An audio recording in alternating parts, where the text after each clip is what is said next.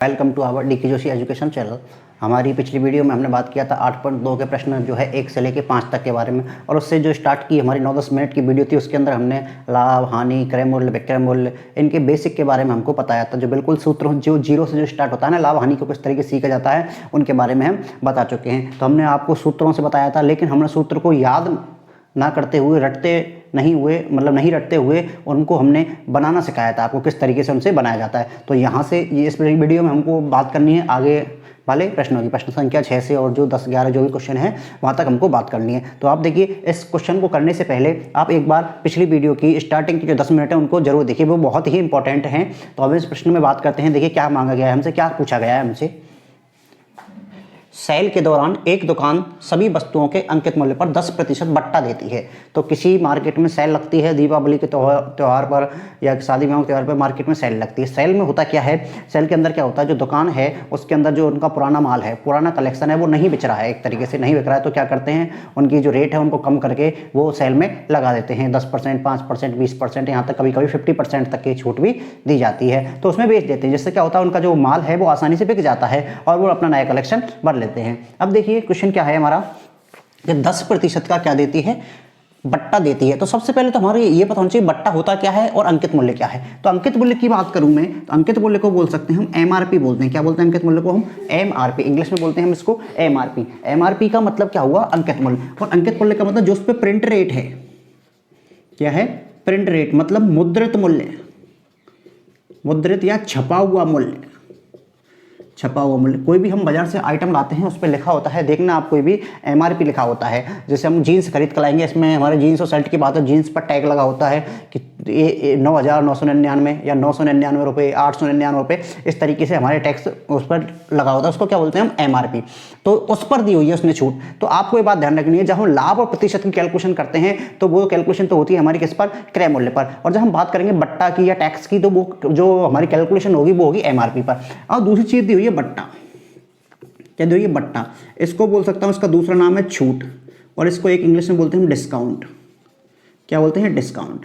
ठीक है, तो ये एक तरीके से क्या है, फायदा है। क्या है, फायदा है। जब फायदा है तो आप एक चीज बताइए, कोई चीज बाजार में 1,000 रुपए की मिल रही है, 1,000 रुपए क्या है, उसकी एमआरपी है। क्या है, 1,000 रुपए उसकी एमआरपी है, और मैं आपसे बोलूं कि उस पर बट्टा या फिर छूट है या जो डिस्काउंट है वो हमारा 200 रुपए का है। कितने रुपए का है, 200 रुपए का है। तो वो वस्तु जो है हमको कितने रुपए में प्राप्त होगी, सीपी, मतलब हमारे पास उस वस्तु का क्रय मूल्य जो है वो कितना हो जाएगा। तो आप कह देंगे सर 1,000 में से हम 200 रुपए को घटा देंगे और हमारे पास वो वस्तु है वो कितने रुपए की आ जाएगी, 800 रुपए की आ जाएगी। तो इसका मतलब ये हुआ कि कभी भी जब हमको बट्टा मिलेगा, छूट मिलेगी या डिस्काउंट मिलेगा, तो हमको जो है एमआरपी में से उसको क्या करना है, माइनस करना है। एमआरपी में से उसको क्या करना है, माइनस करना है, और हमारे पास क्या आ जाएगी, कॉस्ट प्राइस या उसकी क्रय मूल्य आ जाएगा। इस तरीके से इस क्वेश्चन को हम हल कर लेंगे। इसके बाद में दूसरी चीज आती है, बट्टा के बाद में आता है टैक्स, आता है कर, आता है जैसे जीएसटी है, बैट है, वो सारी चीज़ों भी सेम ऐसी है, उसमें ये जो है ऐड हो जाता है, उसका मतलब रेट बढ़ जाती है। क्या हो जाती है, बढ़ जाती है, जैसा कि मैं आपको अगले क्वेश्चन में बताने वाला हूँ। देखिए पहले इस क्वेश्चन को हल करते हैं हम। ये इसका एक तरीके से बेसिक हो गया बिल्कुल। अब देखिए आंसर लिखते हैं हम इसका। अब आगे पढ़िए, क्वेश्चन को पढ़ते हैं पहले, कि 1450 रुपये अंकित मूल्य वाला एक जीन्स है। तो एक जीन्स है, उसका अंकित मूल्य मतलब उसकी एमआरपी, उस पर टैग जो लगा हुआ है, उसकी प्राइस कितनी लिखी हुई, 1450 रुपये है। तो और 2 कमीजें हैं, 2 शर्ट हैं अलग अलग, जिनमें से प्रत्येक का अंकित मूल्य कितना है, 850 रुपये है। मतलब एक शर्ट है 850 रुपये की। पिछला भी क्वेश्चन था ना, प्रत्येक टीवी और वीसीआर का 8,000 रुपये था, ऐसे ही एक शर्ट का मूल्य है। तो हम लिखते हैं सबसे पहले जीन्स का अंकित मूल्य। अंकित मूल्य को मैं शॉर्ट में एमआरपी लिख दूंगा। कितना है, 1450 रुपये। ठीक है, अब देखिए आप, जिनमें से प्रत्येक शर्ट को अंकित मूल्य 850 रुपये है। तो मैं पूछूं शर्ट का अंकित मूल्य, 2 शर्ट है ना, तो मैं बोल दूं पहली शर्ट का अंकित मूल्य, पहली शर्ट का एमआरपी लिख दो या अंकित मूल्य लिख दो, एक ही बात है, कितना है, 850 रुपये। दूसरी शर्ट का भी कितना होगा,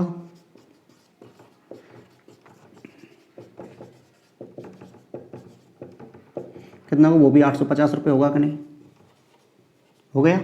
अब देखिए हो गया। अब हम निकालें कि दोनों शर्टों का MRP, दोनों साल्टों का MRP कितना होगा बताओ? दो साल्टों का कुल MRP कितना होगा? 850 प्लस 850 बराबर 8 और 8 16, 1700 रुपये। कितना हो गया ये? 1700 रुपये हो गया। इसका मतलब जो शर्ट है हमारी वो दोनों की MRP कितनी हो गई? 1700 रुपये हो गई, और जीन्स की MRP कितने रुपये हो गई? 1450 रुपये। अब देखिए इस प्रश्न को करते हैं, मैं बात करूं कुल MRP की। किसकी बात करूं मैं? कुल MRP या कुल अंकित मूल्य।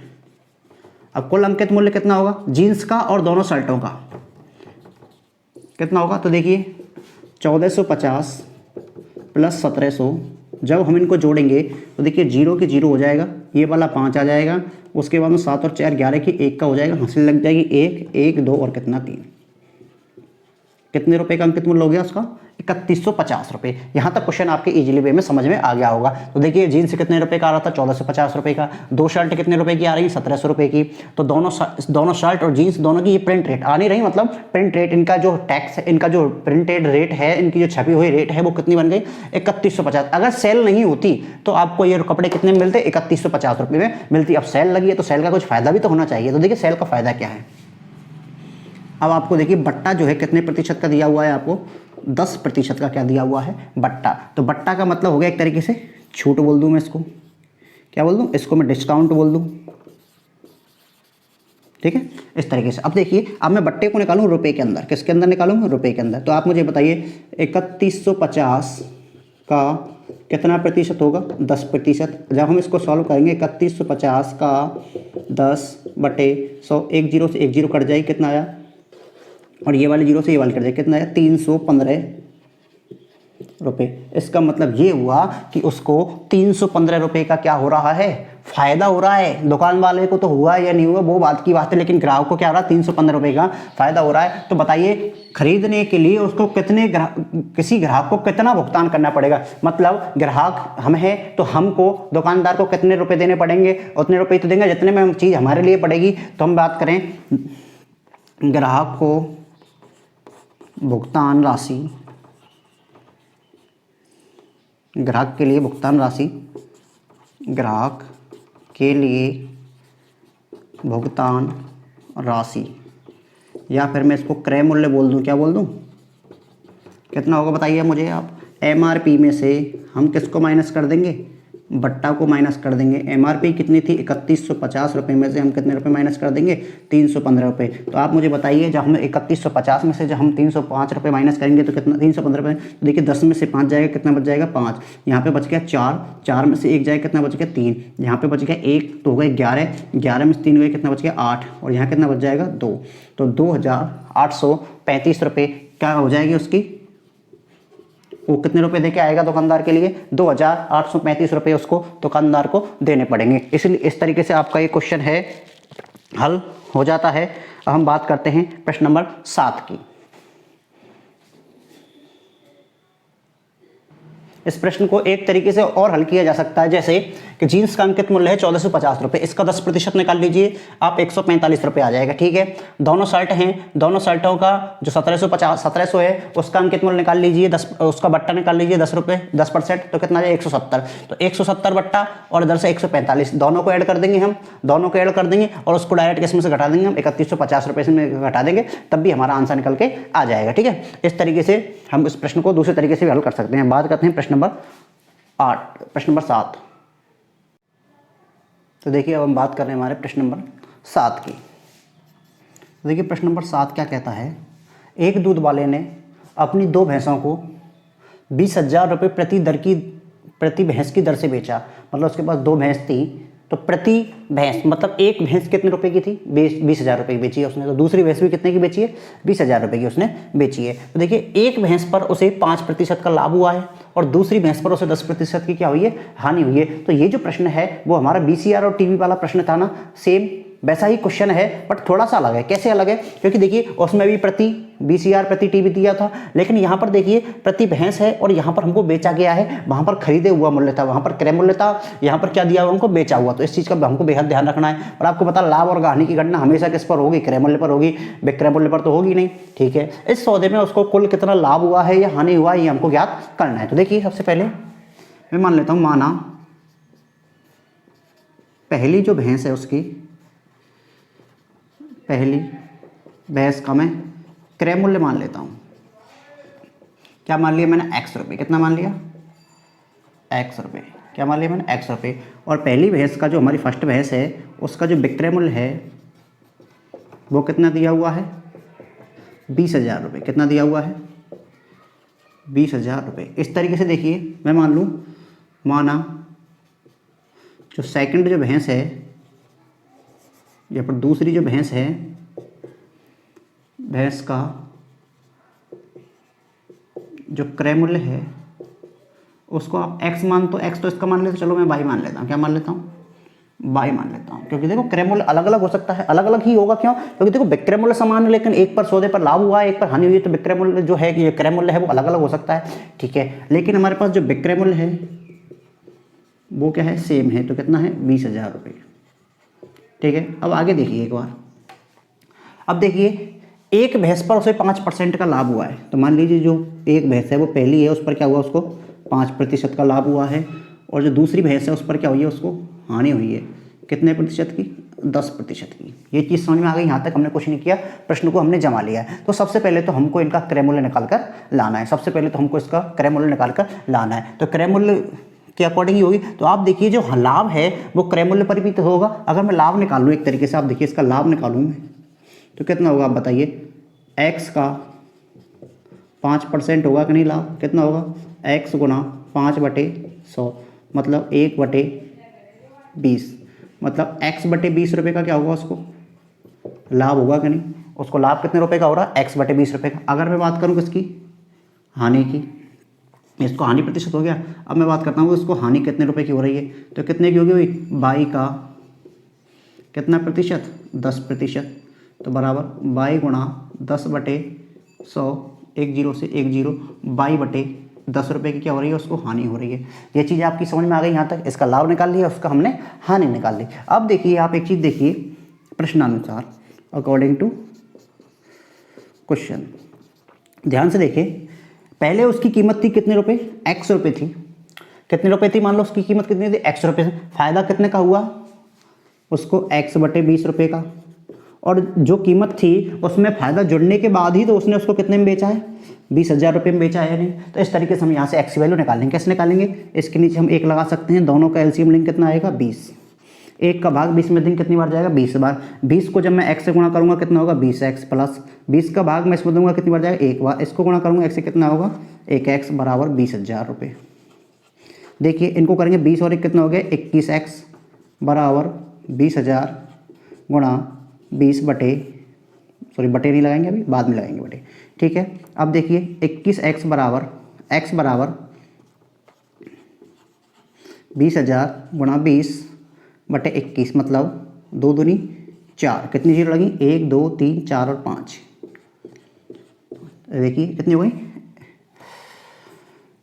2 दूनी 4, 1 2 3 4 5, 1 2 3 4 5। तो देखिए इकाई, दहाई, सैकड़ा, हज़ार, 10,000, लाख। तो कितना बन गया हमारे पास? ये 4 लाख बटे 20। तो इसको जब हम सॉल्व करते हैं तो देखिए इसको करना है आपको रफ में सॉल्व। किधर करना है? रफ में। मैं इसको इधर कर देता हूँ सॉल्व। देखिए आप ध्यान से, यहाँ पे 5 जीरो है मेरे पास। किससे डिवाइड कर रहा हूँ? मुझे इसको 21 से डिवाइड कर रहा हूँ। 5 जीरो, देखिए 21 से कम 21, कितना बच जाता है? 19 बच गया। कितना बच गया? 19। उतार ले जीरो। अब देखिए 21 का पाड़ा कितनी बार बोलूँ कि 190 आ जाए या उससे कम आ जाए? तो हम 20 का पाड़ा बोल के देखिए, 20 नाम 180, तो 9 बार कितने हो गए? 180 हो गया। और जब उसमें हम 9 और जोड़ेंगे तो कितना हो जाएगा? तो ये मतलब 9 बार चला गया। 21 का बार कितनी बार चला गया?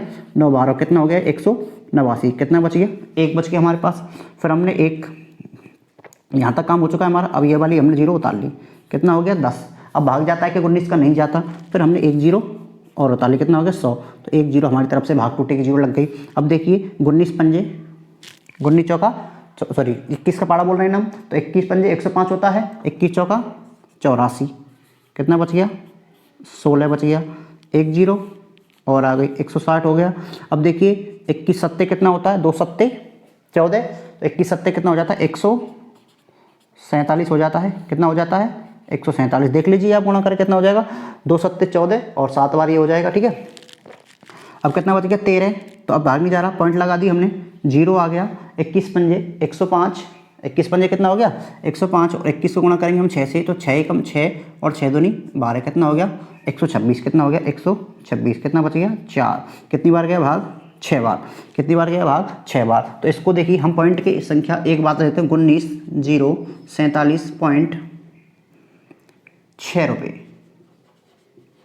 कितने रुपए 6 रुपये। अगर एक पॉइंट के दो संख्या तक ले लेते हैं हम, मान लो इसके लिए लगा दिया मैंने 40, कितना हो गया 40, तो 21 से कम 21, तो ये कितना हो गया 61 रुपये, 61 रुपये। ये क्या आ गया हमारे पास, ये जो हमारी पहली वाली भैंस थी इसका क्रय मूल्य आ गया, कितने रुपए में खरीदी थी ये, इतने रुपए में खरीदी थी। अब इसी तरीके से देखिए इस भैंस का भी निकालते हैं हम प्रश्नानुसार,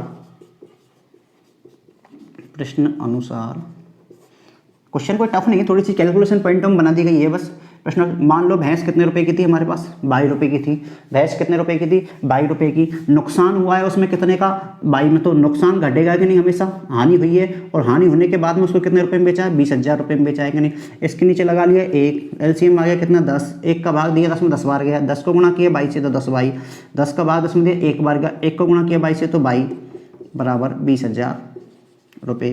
तो देखिए 10 बाई में से एक बाई गया, कितना बच गया 9 बाई बटे 10 बराबर 20,000 रुपये। आ गए इस तरीके से समझ में। अब ठीक है, आप समझे मेरी बात, इसको ले जाएंगे 10 को हम किधर हो जाएगा गुणा, 9 बाई बराबर 20,000, एक जीरो और लग जाएगी तो कितना हो जाएगा ये, चलो मैं ऐसे लिख देता हूँ, तो बाई बराबर 1 2 3 4 5, 1 2 3 4 5, कितना हो गया बटे 9। जब हम इसको डिवाइड करते हैं, देखिए इसको डिवाइड करते हैं हम, मान लीजिए हम इसको इधर डिवाइड कर लेते हैं, 20,000 में किसका भाग दे रहा हूँ मैं 9 का, ठीक है। देखिए 9 दूनी 18, कितना बच गया 2, 2 में भाग जाएगा नहीं तो ये वाली कितनी आ गई 0, 20,000 नहीं कितना है 5 जीरो है, तो 5 जीरो लगाओ यहाँ पे, ठीक है, आगे 0, 9 दूनी 18, दोबारा बच गया 2, फिर ये वाली 0 आ गई, फिर 20 हो गया, 9 दूनी 18, फिर बच गया 2, फिर ये वाली 0 आ गई, फिर 20 हो गया, 9 दूनी 18, फिर बच गया 2, फिर ये वाली 0 आ गई, फिर हो गया 20, 9 दूनी 18, अब कुछ क्या बचा 2, अब 0 है नहीं हमारे पास तो क्या लगाएंगे हम पॉइंट, क्या हो गया 20, 9 दूनी 18, फिर 2 बच गया, फिर 0 हो गया, 9 दूनी 18, तो कितना आया इसको भाग देने पर 22,222.22 रुपये, ठीक है। तो ये किसका आ गया, ये तो पहली भैंस का ये तो पहली भैंस का क्रय मूल्य आ गया, ये दूसरी भैंस का क्रय मूल्य आ गया। पूछा क्या है उसने, इस सौदे में लाभ या हानि होगी। तो सबसे पहले हम क्या कर लेते हैं, कुल विक्रय मूल्य और कुल क्रय मूल्य निकाल लेते हैं। तो मैं लिखता हूँ कुल क्रय मूल्य, पूरे सौदे का कुल क्रय मूल्य। तो देखिए कुल क्रय मूल्य क्या होगा, पहली भैंस का क्रय मूल्य कितना है 19,047.61 प्लस दूसरी भैंस का क्रय मूल्य कितना है 22,222.22 रुपये। इनको क्या करेंगे हम ऐड करेंगे। तो देखिए इनको जब हम ऐड करेंगे तो एक में जब मैं 2 जोड़ूंगा कितना हो जाएगा 3 हो जाएगा, 2 में जब मैं 6 जोड़ूंगा कितना हो जाएगा 8 हो जाएगा, पॉइंट के नीचे पॉइंट आ जाएगा, 2 और 7 कितने हो जाएंगे 9, 2 और 4 6, 2 की 2, 9 और 2 11 की 1 कहाँ से लग गई 1 2 3 और 1 कितना हो गया 4 रुपये। अब मैं पीछे नॉर्मली ऐड करके देख सकते हैं, ठीक है। तो 41,269.83 रुपये का हो गया बेटा उसका क्रय मूल्य हो गया। अब बात करते हैं हम कुल विक्रय मूल्य की। तो कुल विक्रय मूल्य कितना है उसका, एक भैंस कितने की थी 20,000 की, दूसरी भैंस कितने की बेची उसने 20,000 की, कुल क्रय मूल्य हो गया कितना 40,000 रुपये। अब आप लोग को साफ दिख रहा है कि जब भैंस को खरीदा 41,000 रुपये में, बेचा 40,000 रुपये में, तो लाभ हुआ है कि नुकसान हुआ है। तो ज़्यादा में खरीदा था कम में बेचा है, मतलब हमको क्या हो गई हानि हो गई, क्या हो गई हानि हो गई। और हानि क्या हुई क्रय मूल्य माइनस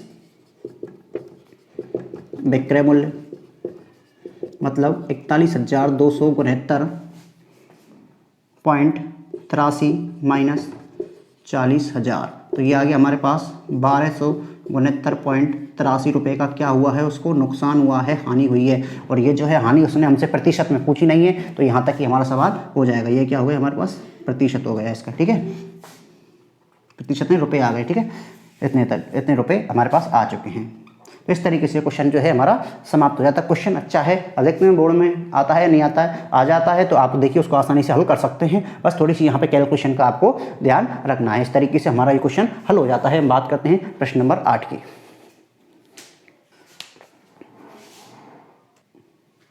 देखिए हमारा जो प्रश्न नंबर 8 है बहुत ही आसान क्वेश्चन है, बस इसमें थोड़ा सा हमको ये समझना है। देखिए टेलीविज़न का मूल्य है, मतलब देखिए इसको मैं लिख देता हूँ कि टेलीविज़न का जो मूल्य है, मैंने आपको बताया था जब मूल्य हो और उस पर कोई भी टैक्स, कर, जीएसटी किसी भी बात की गई हो तो उसका टेलीविज़न का इसको मूल्य को क्या मान सकते हैं हम, एमआरपी मान लिया। क्या मान लिया हमने, एमआरपी है, इसका कितना है, अंकित मूल्य है। क्या है, अंकित मूल्य है 13,000 रुपये। इसको क्या बोलते हैं हम, एमआरपी को अंकित मूल्य। अब ठीक है, अब देखिए क्या लिखा हो, बिक्री कर। तो मैंने आपको बताया था पहली बात, बिक्री कर, टैक्स, वैट, जीएसटी, ये सारे क्या हैं, जुड़ने वाली चीज़ें हैं। जो है गवर्नमेंट है हमारी क्या लेती है, जीएसटी कर लेती है, सारे कर क्या लेती है हमारे पास, गवर्नमेंट लेती है, सरकार लेती है। अब देखिए मैं आपसे पूछूं कि कोई वस्तु जो है 100 रुपये की आती है, उसकी एमआरपी कितनी है, 100 रुपये की है, और उस पर 20 रुपये का कर लग जाता है। क्या लग जाता है, 20 रुपये का कर लग जाता है। तो वो वस्तु हमको कितने रुपये की आएगी, 120 की आएगी। यानी इसका मतलब इसमें जो कर है वो जुड़ने वाला है। और पहले हमने बात की थी कि कोई वस्तु मान लो 100 रुपये की है और उस पर छूट है या बट्टा है 20 रुपये का, तो वह वस्तु हमको कितने रुपए में आ रही थी, 80 रुपये में आ रही थी। इसका मतलब हमारे लिए कौन सी चीज़ फायदेमंद है, ये वाली कि ये वाली। पर्सनल जो ग्राहक के लिए है वो चीज़ कौन सी है बेटा, ये वाली चीज़ है कि 100 में से 20 रुपये का हमको छूट मिलनी चाहिए, हर चीज़ पे हमको डिस्काउंट चाहिए। तो कितने हो जाती है, 80 रुपये। और ये जो है एमआरपी है, टैक्स है, ये क्या हो जाता है, प्रीमियम में बोल देते हैं इसको, ऐड हो जाता है। तो कितना हो गया, 120 रुपये। इसका मतलब जो टैक्स है वो तो जुड़ेगा एमआरपी में, और जो हमारे जो डिस्काउंट है, जो बट्टा है, वो हमेशा क्या होगा, घटेगा। बस क्वेश्चन हो गया, इतना सा काम है। 13,000 रुपये हो गया। अब देखिए जो कर है, बिक्री कर कितने रुपए का है। अब क्या है प्रश्न में, कुछ नहीं, 12% का। तो हमें बिक्री कर जब 12% का है तो मैं बिक्री कर निकाल लेता हूँ रुपए के अंदर। तो आप मुझे बताइए 13,000 रुपये का कितना होगा, 12% ही लगेगा कि नहीं। तो 13,000 गुणा 12/100, 0 0 0 0, काटे इसको, 12 की 0, 12 3 36 की 6 का हासिल लग गए 3, 12 एकम 12 और 3 कितना हो गया, 1560 रुपये। कितना आ गया, 1560 रुपये। क्या आ गया हमारे पास, कर लग गया। अब क्या पूछा है, भुगतान की जाने वाली राशि। भुगतान राशि अर्थात क्रय मूल्य हो गया ग्राहक का।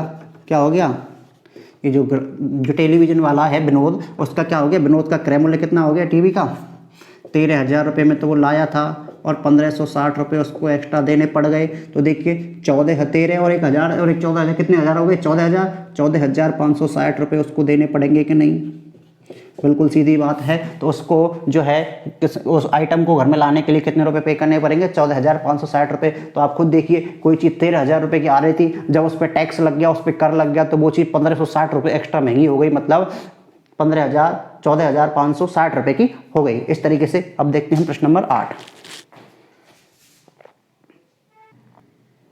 देखिए प्रश्न नंबर जो 9 है वो क्या कहता है, अरुण एक जोड़ी स्केट्स, पहिएदार जूते जो स्केटिंग करने के लिए काम आते हैं ना, जूतों में पहिए लगे होते हैं, उन जूतों की बात हो रही है, लाया, जिस पर दिए गए बट्टे की दर कितनी थी, 20% थी। भुगतान की गई राशि कितनी है, 1600 रुपये। पिछले 2 क्वेश्चनों में हमने भुगतान की जाने वाली राशि ज्ञात की थी और एमआरपी हमको अंकित मूल्य दिया हुआ था। इस क्वेश्चन में हमको अंकित मूल्य पूछा है। तो सबसे पहले लिखते हैं हम, माना अंकित मूल्य बराबर x रुपये, माना अंकित मूल्य बराबर x रुपये।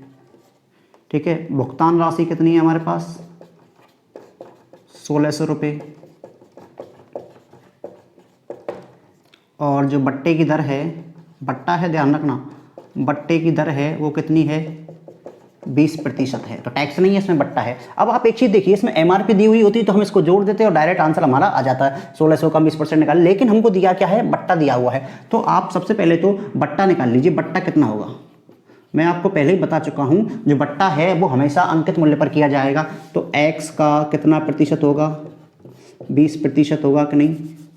x का 20% अगर हम निकालें तो x गुणा 20/100, 0 से 0, 1/5, मतलब x/5 रुपये हुआ कि नहीं। तो बट्टा मतलब कितने रुपए की छूट मिली उसको, x/5 रुपये की। अब देखिए आप प्रश्न अनुसार, बट्टे का मतलब फायदा होता है कि नहीं। तो कोई चीज़ कितने रुपए की थी, x रुपये की थी, आपको बट्टा मिला मतलब छूट मिली, फायदा मिला, कितने रुपए का मिला, x/5 का। तो वो घटेगा कि नहीं इसमें से, और उसके बाद में चीज़ कितने की हो गई, 1600 रुपये की हो गई कि नहीं। अब x की वैल्यू निकालना आसान है और हमारे पास आंसर हमारा आ जाएगा। इसके नीचे 1 लगाया, एलसीएम लिया, कितना आया 5, 1 का भाग 5 में दिया, 5 बार गया, 5 को मैंने x से गुणा किया, कितना हो गया 5x, 5 का भाग 1 में दिया, 1 बार गया, 5 में दिया, 1 बार गया, x बराबर कितना हो गया 1600 रुपये। 5 में से एक एक्स गया, कितना गया 4x बराबर 1600, 4x बटे 5 बराबर 1600। इसके नीचे एक लगाया, दोनों को वज्र गुणा किया, 4x बराबर 1600 गुणा 5। अब x की वैल्यू निकालेंगे तो कितना होगा 1600 गुणा 5 बटे 4, 4 से इसको काटेंगे कितनी बार जाएगा 400 बार, x से काटेंगे इसको कितना 4 पंजे 20, 2000 रुपये। इसका मतलब जो पहिए थे, जूते थे, उनकी प्रिंट रेट कितनी थी 2000 रुपये थी, और 2000 रुपये थी, उन पर छूट कितने की मिली 400 रुपये की मिली। फिर हमको कितने रुपए के प्राप्त हुए, वो 1600 रुपये के प्राप्त हुए। इस तरीके से जो क्वेश्चन है हल हो जाता है। आपको देखिए क्वेश्चन अच्छी तरीके से समझ में आ रहा है तो वीडियो को लाइक करते चाहिए और चैनल को सब्सक्राइब कीजिए। अब बात करते हैं प्रश्न नंबर 10 की। अब देखिए प्रश्न नंबर 10 जो है आपके सामने है, कोई क्या कह रहा है क्वेश्चन हमारा, तो वही टैक्स, बैट और बट्टे वाले क्वेश्चन चल रहे हैं हमारे। इनमें से भी एक लाइन का 2 नंबर का क्वेश्चन बन सकता है आराम से। देखिए, एक हेयर ड्रायर 8% बैट के साथ 5400 रुपये में खरीदा गया। तो बैट मतलब क्या हो गया हमारे पास, वही टैक्स हो गया। बैट के साथ खरीदा गया है, तो बैट को जोड़ने से पहले उसकी कीमत, तो यहाँ पे एक बात बताइए, मैं मानूँ उसका माना पहली कीमत मतलब अंकित मूल्य, माना अंकित मूल्य बराबर x रुपये, क्या अंकित मूल्य बराबर x रुपये। अब बात कर रहा हूँ किसकी, बैट की। बैट जो है हमारे पास, बैट को बोल सकते हैं तरीके से टैक्स। बैट कितना प्रतिशत, 8%। तो मतलब हम बात करते हैं बैट की, तो बैट क्या होगा देखिए आप, x का 8% बराबर मतलब x गुना 8 बटे 100, 4 दूनी 8, 4 से कितनी बार कट गया 25 बार, मतलब 2x बटे 25। ठीक है, तो बैट जो है कितने रुपए का लगा, 2x बटे 25 रुपये का लगा। अब आप एक चीज़ देखिए, बैट से पहले का टैक्स चाहिए हमको, तो मान लो बैट जो है एमआरपी कितने का था, x रुपये का। तो बैट सहित लगा हुआ है, तो बैट सहित मतलब सहित का मतलब जुड़ेगा कि नहीं, तो बैट जुड़ेगा x में कितना 2x बटे 25, और उसके बाद में जो कीमत है वो कितनी हो रही है 5400 रुपये हो रही है। कितनी हो रही है 5400 रुपये हो रही है। ठीक है, ये समझना इसमें जुड़ा क्या है, क्योंकि देखो मान लो वो वस्तु x रुपये की थी, अब उसको 2x बटे 25 रुपये और ज़्यादा देगा, और ज़्यादा देने के बाद वो कुल कितने दिए 5400 रुपये दिए, इस तरीके से। ठीक है, अब देखिए इसके नीचे हमने एक लगाया, तो 25 एलसीएम आया, एक का भाग 25 में दिया, 25 बार गया, 25 को मैंने x से गुणा किया, कितना हो गया 25x प्लस 25 का भाग 25 में दिया, एक बार गया, एक को 2x से गुणा किया, कितना हो गया 2x बराबर 5400। तो देखिए 25 और 2 कितना हो गया 27x बटे 25 बराबर 5400, 27x बराबर 5400 गुणा 25, x बराबर 5400 गुणा 25 बटे 27, x बराबर देखिए 27 से 27 दूनी 54। अब देखिए इसका मतलब कितना आया, 25 को गुणा करेंगे हम 2 से, तो 25 दून 50, और कितनी जीरो हैं 2 जीरो। मतलब जो वस्तु है वो बैट लगने से पहले कितने रुपए की थी, 5000 रुपये की थी, और उस पर लग गया कितने का बैट लग गया हमारे पास 400 रुपये का बैट लग गया, 400 रुपये का टैक्स लग गया, और वस्तु कितने रुपये की हो गई 5400 रुपये की हो गई। अब देखिए ये जो क्वेश्चन है जीएसटी, तो ये जो जीएसटी है, जीएसटी भी एक तरीके का टैक्स है। बैट है वही, उस वस्तु का मूल्य ज्ञात कीजिए, तो मालूम माना पहले वाला मूल्य, पहले का मूल्य बोल दो, या फिर उसको एमआरपी बोल दो, या उसको अंकित मूल्य बोल दो। कितने रुपए था, x रुपये था। जीएसटी कितने रुपए की लगी है, उस पर देखिए कितने परसेंट लगी है जीएसटी उसकी 18%। तो 18% की बात करें हम, x का 18% मतलब x गुना 18 बटे 100। इसको काटे हम 2 से, कितनी बार कट गया 9 बार, 2 से इसको काटें कितनी बार कट गया ये 50 बार, मतलब 9x बटे 50। कितनी बार क्या लगी है जीएसटी हमारी 9x बटे 50 रुपये की। तो पहले का मूल्य खरीदा गया, पहले का मूल्य पूछा है, जीएसटी सम्मिलित करने के बाद में इतने रुपये की हुई। तो देखिए प्रश्नानुसार पहले कितने रुपये की थी x की, कितने रुपये और लगे 9x बटे 50, उसके बाद में कितने रुपये की हो गई वो 1239 रुपये। कितनी हो गई वो 1239 रुपये की हुई। ठीक है, इसके नीचे क्या लगाया, एक एलसीएम आया 50, एक का भाग दिया 50 में, कितना होगा 50x प्लस 9x बराबर 1239। सॉल्व करेंगे आगे, तो 50 और 9 कितने हो गए 59x बटे 50 बराबर 1239। इसको सॉल्व करेंगे हम, 59x बराबर 1239 गुणा 50, x बराबर 1239 गुणा 50 बटे 59। ठीक है, अब देखिए मैं काटता हूँ 50 से किसको 1239 को, तो देखिए 1239 में जब मैं 50 का भाग देता हूँ तो आप देखिए कितनी बार जाता है, सॉरी ये 59 है, किसका भाग देता हूँ 59 का। तो 50 दूनी 100 और 9 दूनी 18, तो 2 बार भाग जाएगा, कितना हुआ 118, कितना बच गया 5, कितनी बार गया 59 बार, तो कितना होता ली ये 59 हो गया, 59 एकम 59, कितना बार गया 21 बार, कितनी बार कट गए 21 बार, और 21 को जब हम 5 से गुणा करेंगे तो 21 पंजे 105, मतलब वो वस्तु जो है वो जीएसटी लगने से पहले कितने रुपए की थी 150 रुपए की वस्तु थी। ठीक है, इस तरीके से हमारा ये क्वेश्चन हल हो जाता है। अब देखिए आपके जो प्रश्नावली 8.2 है अगर अच्छी तरीके से समझ में आई है तो वीडियो को लाइक कीजिए, चैनल को सब्सक्राइब कीजिए और हमसे जुड़े रहने के लिए हमारी वीडियो को देखते रहिए। अब बात करते हैं हम अगली प्रश्नावली में 8.3 की, जिसके अंदर हम ब्याज, चक्रवृद्धि ब्याज, साधारण ब्याज जो है 1 वर्ष का, 2 वर्ष का, 1.5 वर्ष का, 3.5 वर्ष का किस तरीके से निकालते हैं। मिलते हैं अगली वीडियो में। Thank you very much.